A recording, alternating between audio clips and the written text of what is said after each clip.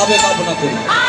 তাই সমস্ত বিবেক সংঘের সদস্য সদস্যা ভাই বোন ভাইদের কাছে আবেদন, আপনারা এবং আমরা